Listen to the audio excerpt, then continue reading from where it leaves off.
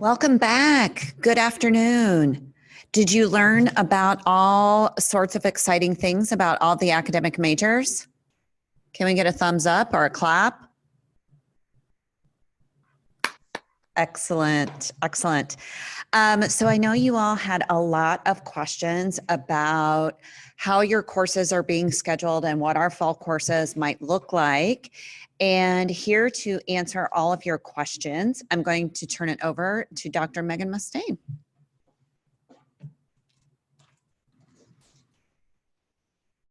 Hi there, good to see you again. Welcome back. So as Jen just mentioned, this is your chance to get all of your questions hopefully answered, and if not asked and then answered again, about advising and your first semester's worth of courses. So I'm going to share my screen really quickly, and in a minute I'm going to introduce the star of the show.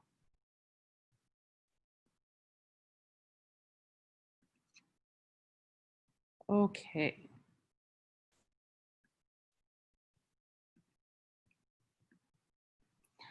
All right, so this session is virtual advising, and we're talking all about your fall class schedule. So before we get started, I want you to please go to your admissions portal. So you'll go to admissions.stmarysca.edu. You've interacted with this in the past to complete checklist items, and what I'm going to ask you to do is to do exactly what you've done previously, and that is log in and go to My Checklist. So I'll give you a few seconds to do that.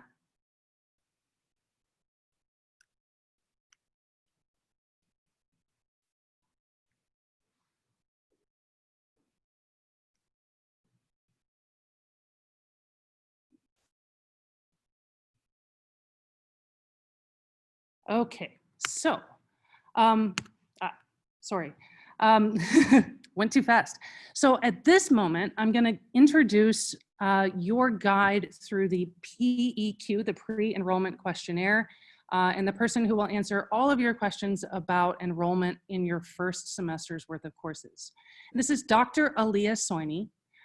Dr. Soini is a professor of history here at St. Mary's College, and she is also the director of the advising office. She knows every nook and cranny of this college campus and will be an amazing guide for you. So with that, I'm going to stop sharing for a second and let her take over. Aliyah, it's all you. Hi, everybody. I'm excited to be here. I'm excited for you that you're making the transition into being a real life college student. Megan may have slightly overpromised, but I'll do my best. I think it's actually really great. This is the first time we've had the opportunity to go through the PEQ with students. And I've worked on pre-enrollment for about 3 years. And so I know that there's a lot of questions that come up. And I think this will just make it easier for all of us to sort of do it together. I'm going to share my screen so that we're all looking at the same thing.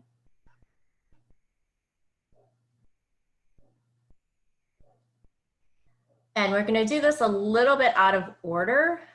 So we'll do the easy parts first, and then we'll come back to it. If you have any questions along the way, please type them into the chat, and we'll sort of circle back around to them after we've gone through the form.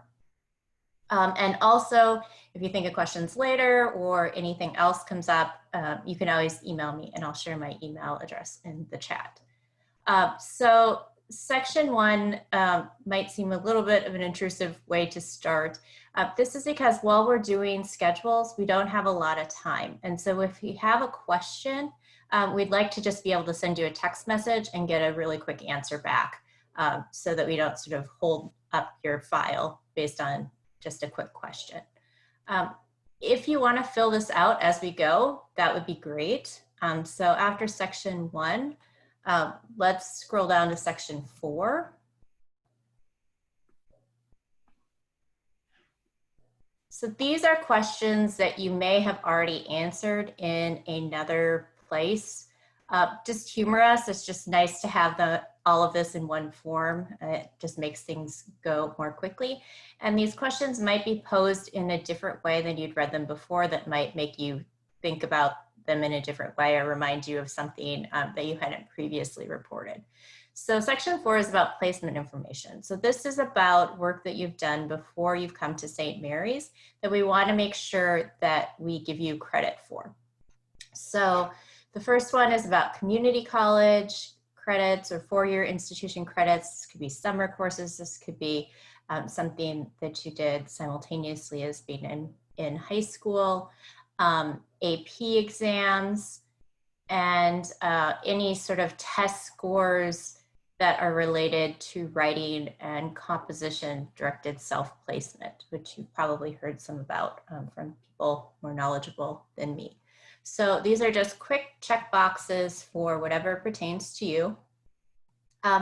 Foreign language. So this is going to be the toughest part of this questionnaire because it's a little bit complicated, so bear with me. So we have a proficiency requirement. So not how many courses have you taken, but can you sort of generally speak and read in a language in a way that you would feel comfortable sort of getting by, not fluent, but proficient. So there are four ways here that you can demonstrate your proficiency. If one of these applies to you, then please check the box. More than one might also apply to you.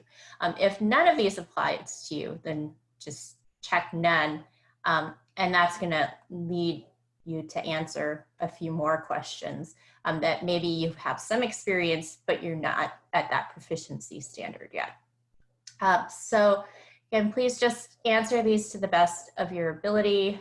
We can help you to find the information too if you're not sure, but just sort of your best assessment right now is great. One question that is sometimes confusing is that your transcripts show grades 9 through 12. So if you started a language in 8th grade, that's not part of your transcript. We're just looking at grades 9 through 12.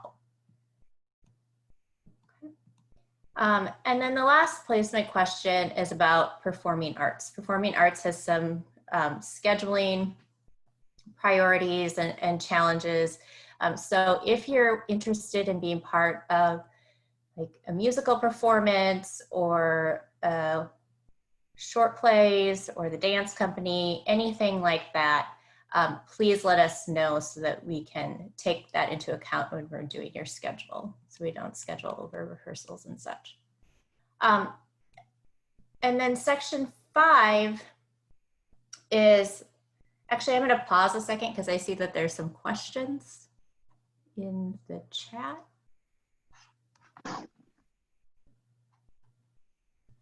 And I'll give people a chance to catch up if they're still checking boxes and reading.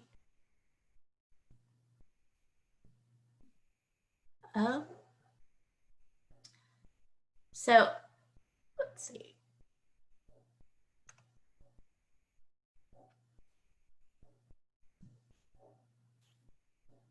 Okay, so Megan is answering some in the chat. So on the language, if you've not taken 3 full years and gotten a B in all of your coursework, that you should answer those follow-up questions. So one thing might be taking a placement test. One thing might be starting a different language if you really like that language. There's a number of different scenarios that you can reach that proficiency level based upon your 2 years. It just isn't automatically checked off that you've already met the requirement. And you can take 2 languages at once, though it might be a little bit of a challenge this semester unless you're choosing to major in one of them. And the questionnaire is in your Slate portal, and I see the link is there. Okay.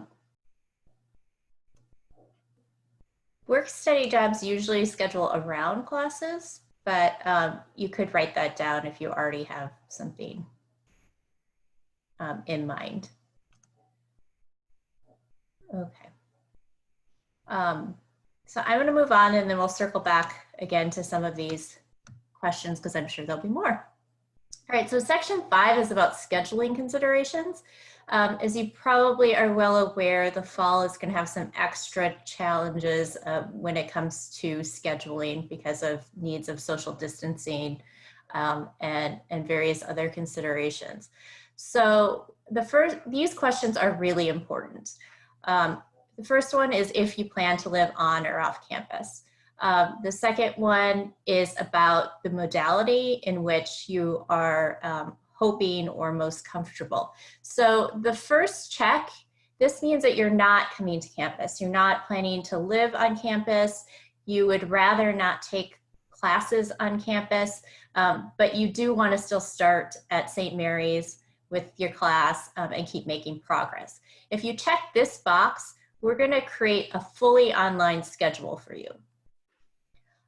If you check the second or the third boxes, you're going to have a mix of in-person and hybrid and maybe one online class, some sort of mixture of things, but you still are able to partake in the full sort of on-campus life, college student life. This is just about your sort of 4 primary classes. And if you don't care, you're just happy to, be going to college and taking the classes that you're most interested in, regardless of modality, then you can check the fourth one.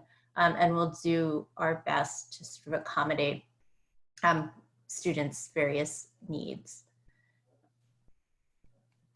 And then this is just a basic scheduling thing. If you have a standing job, if you're part of an athletic team that has practices, even if you don't know what they are yet, just note that here. If you have family obligations, whatever it is that you already know are sort of part of your schedule in the fall that you would like to honor, we'll do our best to take that into consideration as well. And then the last section is fairly straightforward. So let me get this a second. There are other questions that I can answer quickly. Some of the questions about language I don't know specifically the answer to, but if you send me an email, I can find out and email you back. Or I would just say, put this on your PEQ and we'll take it into consideration. So again, if you've done 2 years, but not 3 years, I would answer that in the follow-up question. We're gonna have that on your transcript, so we will have record of that. ASL is a little bit challenging because we don't teach ASL, but we'll figure it out from your PEQ and your transcripts and follow-up. If you've started a language, it's always easiest to continue with it because you're only going to forget some of it. You're not gonna be better at it in a year if you haven't been speaking it.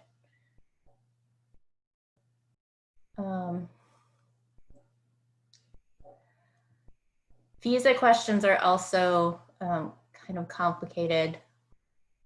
So I would, again, send that in an email and we'll follow up. Yeah, Mike is responding. Okay. So I think actually they're doing a better job of responding to your questions than I am.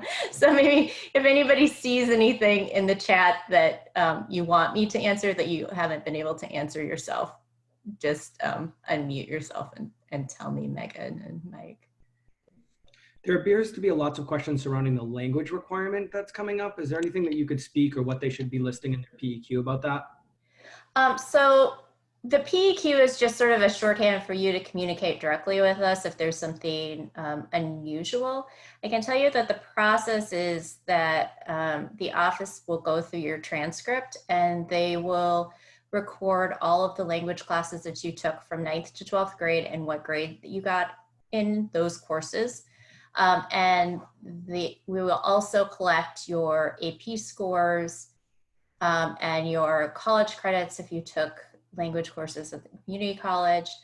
And the most important question on the PEQ is if you're a native speaker, because that won't necessarily be in your record, or if you're a heritage speaker, like you're not a native speaker, but your grandparents have taught you and you're functionally bilingual. That would be a really important thing to tell us because we won't know that in another way. But all of the other stuff that's recorded in your record in some way, we'll collect, and the language placement coordinator will go through and evaluate if you've met the proficiency requirement based upon your previous work. And if you have, it will just check you off and say you have met the proficiency. And then your PEQ is important because your PEQ asks if you have met the proficiency requirement, do you still want to continue to study a language? So maybe you've met the requirement in Spanish, but you still want to take Spanish. You want to be a Spanish minor, or you want to be a Spanish major, or you just want to speak Spanish better. Telling us that will indicate to us to keep putting you into a Spanish course sequence, even though you've already met the requirement. So that's where the PEQ is really about communicating to us your intentions and your interests, more so than your record, which we'll be able to look up for you. Does that answer? I think it covers the gamut. Another question from Carrie is, would it be better to list specific courses they have interest in through the course catalog, or friends that they've heard have taken it, or should they just be listing general subjects for classes? Yeah, I would say just tell us what you're interested in. Don't feel constrained by the catalog. The catalog is like really dense to try to figure out what you want to do. You're only taking 4 classes in the fall, and most of the catalog courses aren't going to be offered every semester. A lot of them aren't open to first-year students. So that's a lot of work on your part that probably isn't going to help a lot. Now, the exception to that is you just came from the academic discovery fair. If you were talking to a professor or you were looking through the materials that a department was sharing with students, and you're like, wow, this course looks awesome. Tell us that, because those courses are courses that will be offered in the fall. And it might be, you know, you're totally on a science track, you want to major in biology, you have a pretty full schedule, but you'd really, really, really like to take this literature class. Tell us that, right? Because we can integrate that more easily if you tell us, you know, 1 or 2 things that you really would like to do that aren't going to show up in your file or on your PEQ in another way. If you say, I want to be a sociology major and I would really like to take a sociology class, like we'll put that together ourselves. So the last couple of questions are just sort of like things that we wouldn't sort of be able to figure out ourselves.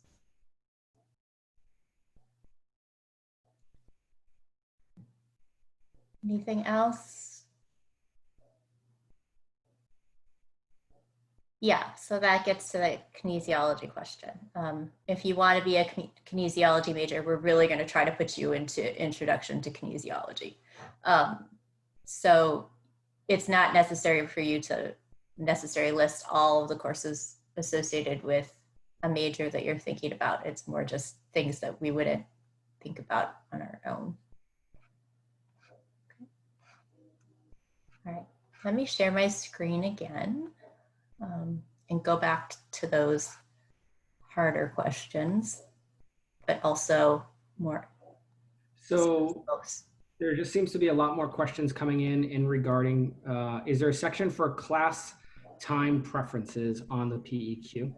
No, we don't take class time preferences because class time preferences tend to be rather consistent. If you have an obligation, put that in the scheduling question about work and family and such, but our usual method is to sort of distribute non-optimal times across the students so that nobody has a schedule in which they have class at 8 o'clock in the morning and 7 o'clock at night. But probably not very many people also get like the perfect schedule, right? Because we have to make sure that everybody gets classes, and some schedules are really tricky, and it takes a lot of work to get all of the classes to fit together. So we don't usually ask about scheduling preferences unless there's something important that you're trying to work around. Anything else immediate? So Aaliyah, this is Megan, just along those lines. Someone just asked in the chat, what if you plan to get a job, but don't currently have it? Sorry, we have to mute another mic in here. Is there a place where they might mention that so that the pre-enrollment team might take that into consideration as they're thinking about times? Yeah, so there is the question about, do you have any other obligations, athletics, work, family, that would impact your fall semester schedule? And to tell us as much as you can. If you don't know what the job is going to be and you don't know what the hours are, then we don't have a lot to go on. If you're saying, I'm planning to get a job as a nanny, taking care of kids after school, if there's school, then you might say, right, like, so I'd like to keep like 3 to 6 o'clock free. Like that we can sort of work with.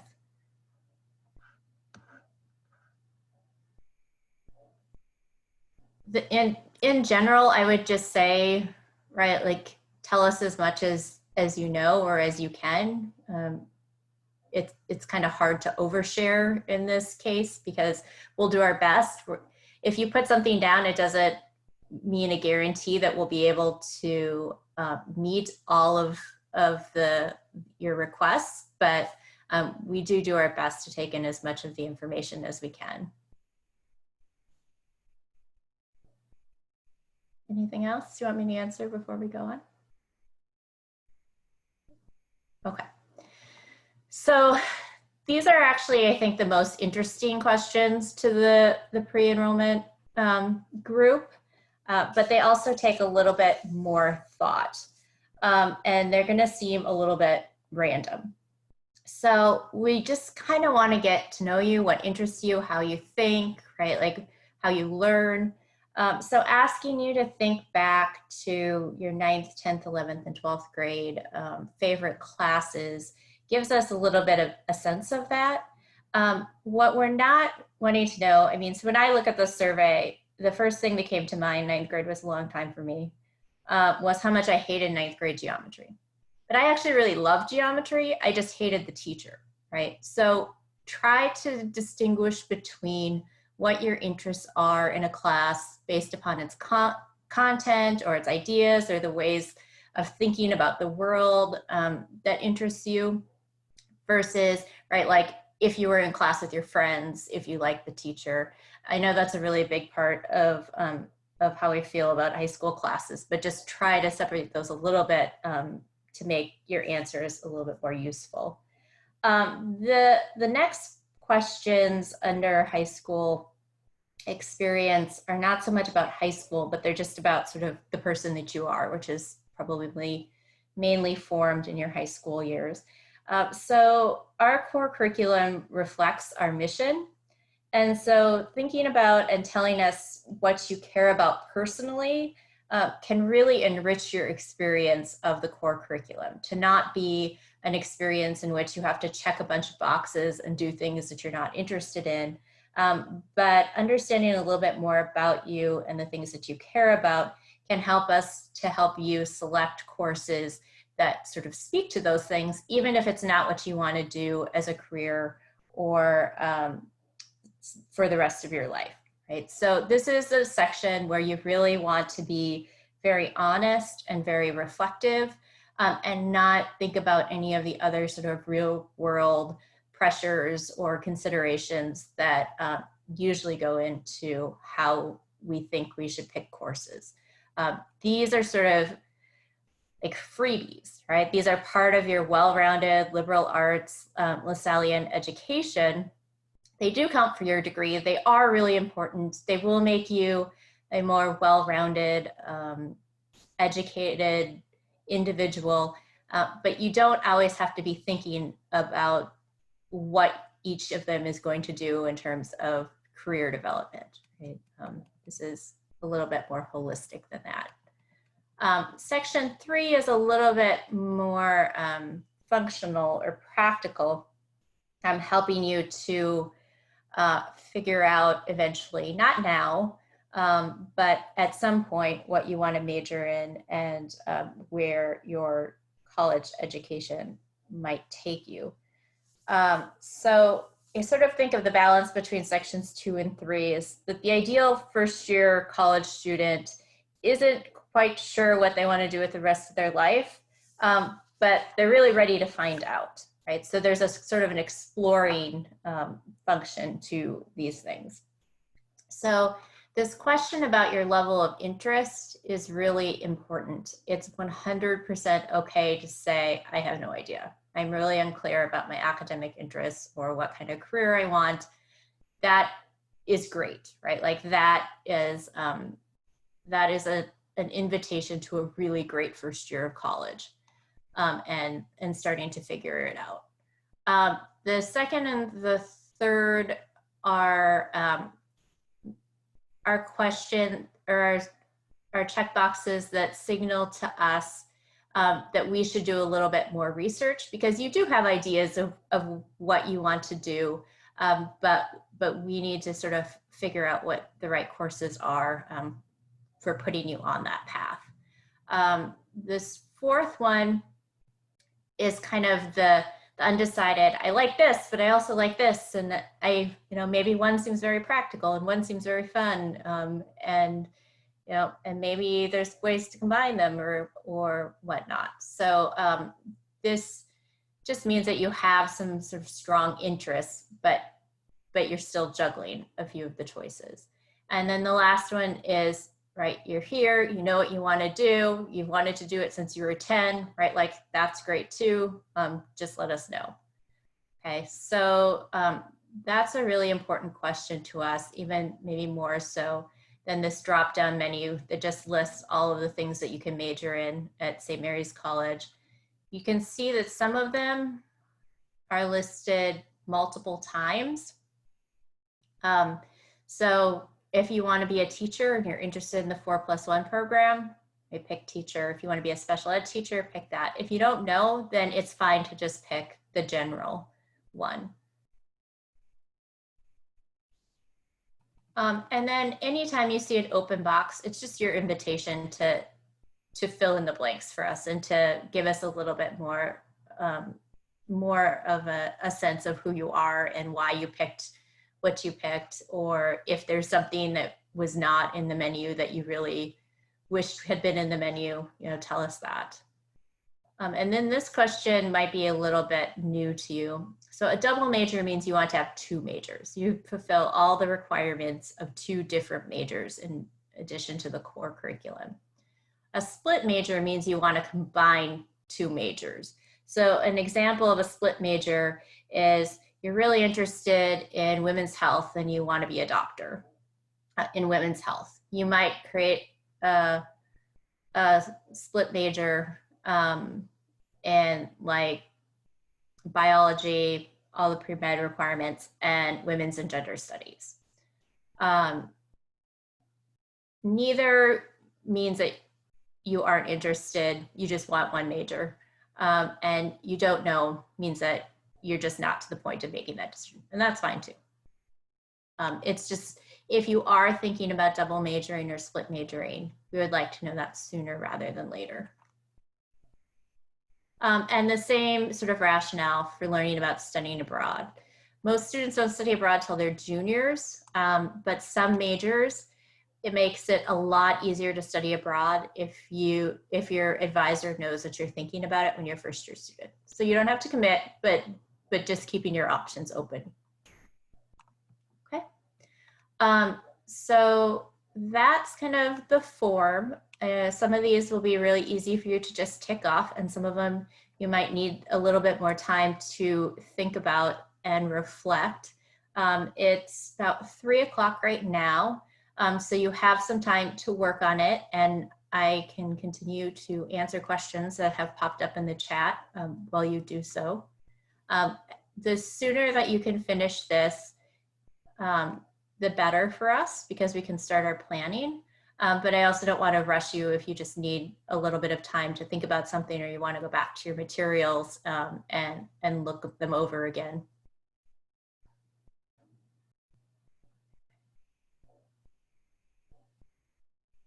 So questions? What do you? All right, I have one that continually keeps coming up is regards to ACT scores and AP scores, and if they need to resubmit them or do they submit them, and the method for doing so. So if you took an AP exam before this year, I think those should be in your admissions file already. If you took an AP exam this year and you're waiting to get the results, and you listed St. Mary's College on the exam, they'll be sent directly to us. If you didn't list St. Mary's College, I think that you can go into the College Board website and add St. Mary's College to have them sent to us. My understanding is that those scores haven't been sent out yet, so we don't have them yet for this year.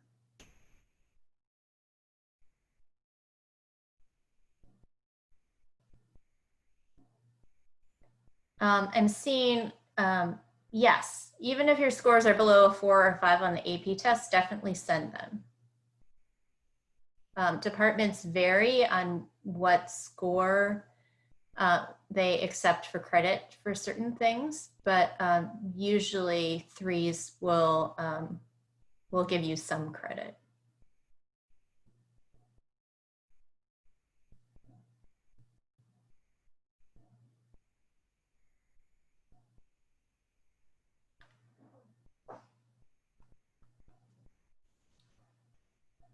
Other questions you're seeing frequently? It's moving quickly.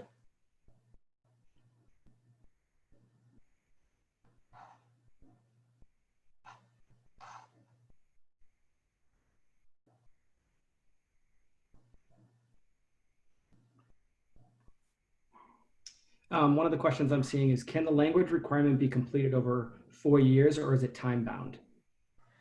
It's not time bound, it's a graduation requirement, but if you've studied a language at all, it is definitely in your best interest to sort of nail down what your proficiency level is, or if you've met the requirements.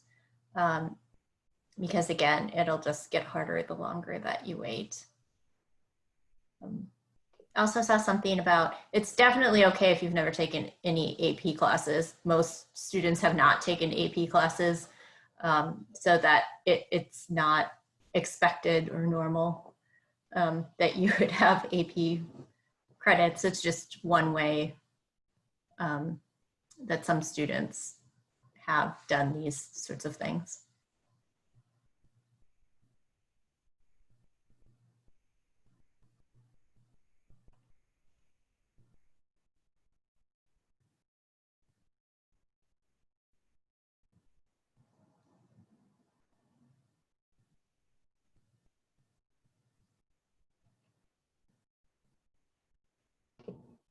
Somebody's asking a question about the math placement test. My understanding this year is that other factors will be considered other than the use of an exam. Is that correct? And if so, can you describe the process for that? Yes, so I think that the math placement coordinator is sort of going through any materials that he has in your application file.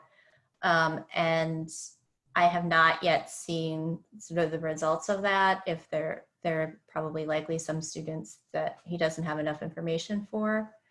And we'll start to try to contact students for more information, but that's as far as I know right now.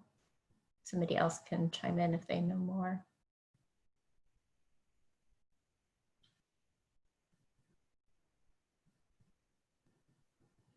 Hi, there's a broad set of questions regarding timing. When could students maybe expect to see their schedules? And how will they know when they are able to view their schedules?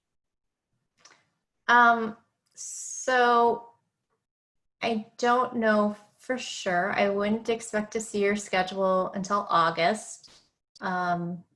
We try to do sort of a draft and then go over them with your advisor so that if your advisor sees any sort of issues or something that, you know, they had sort of different thoughts about, we can sort of work that out.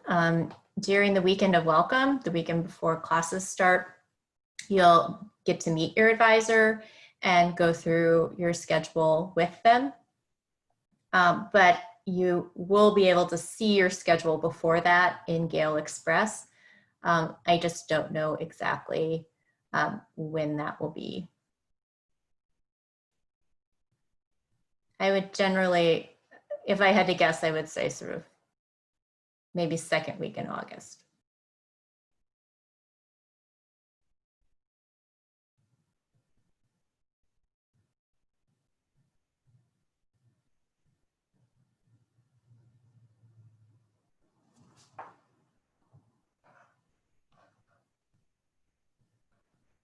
And then maybe one last question, it seems to pop up in the chat every so often, is do the new students pick their own schedule or is faculty doing it for them? So we are doing your schedule for you. And I know that that seems like a gross infringement on your individual liberties, but let me explain why. We used to, during this orientation, line all the students up in a hallway in a really big computer lab, and everybody would be super nervous and they would have these papers and they would try to go in and register for their classes as quickly as possible in these batches, and it made everyone super stressed out and upset, and it was really inefficient. It also meant that if you came to orientation in August instead of June, the courses were rather picked over sometimes, and that was unfair. So this allows us to make sure that everybody's in the right level math class, right level English class, right level language class. A lot of these classes have similar sounding names, and so it's difficult to know which one you're supposed to be in. The PEQ is your communication tool for telling us what it is that you want out of your first semester and on further. And sometimes we sort of make connections and think about things that you don't even know are there. When you get your schedule and you talk it over with your advisor, you still have through the first week of classes, what we call sort of add drop period, to make changes if we really get it wrong. If you really hate your schedule or there's something that really isn't going to work for you, you do have a chance to sort of to figure it out with your advisor. But this system just makes sure that nobody gets a terrible schedule that's not going to help them to make timely progress, and sort of distributes those things more equitably and fairly.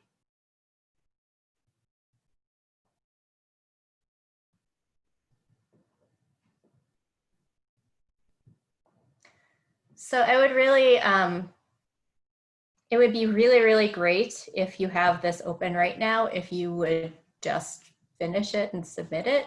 If you need some time to go look up some things, that's fine. Somebody mentioned Friday.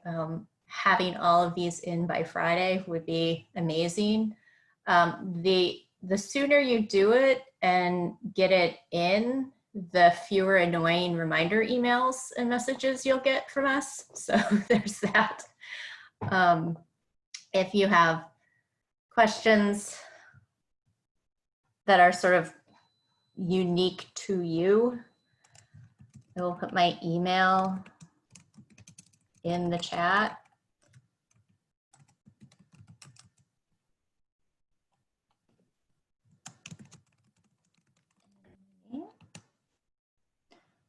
You are welcome to email me and ask questions, though the answer to most questions is just tell us, right? As much information as you can give us in the PEQ is great.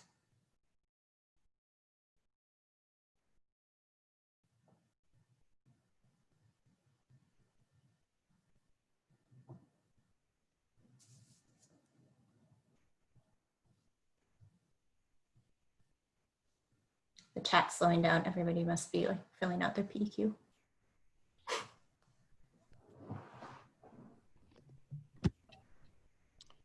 All right, thank you, everyone. We will remain on for continued questions in the chat and also for other questions that you may have. That does conclude today's sessions. Before we do end, we have another prize package to give out. So congratulations to Tina De Leon. You'll be contacted by me over email to get your prize package. As a reminder, tomorrow's sessions are related to health and wellness. We begin again at 10 a.m. on the usual same link that we've been using. We thank you for your time today. As a reminder, within the next couple days, the recordings from today's sessions and yesterday's sessions will all be placed onto the website. You can also find all of the presentations, the PowerPoints, the videos, things like that on the orientation website also. We thank you for joining us today.